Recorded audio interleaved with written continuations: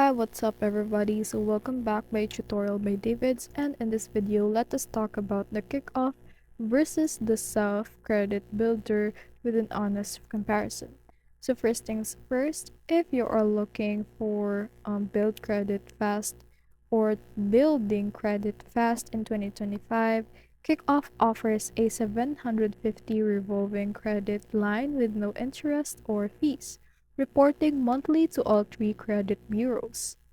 It is great for beginners who want to build credit without taking on real debt. But you can only use the line to buy from Kickoff's online store, so it is not actually pretty flexible. On the other hand is the Self. Self is more like a savings backed loan.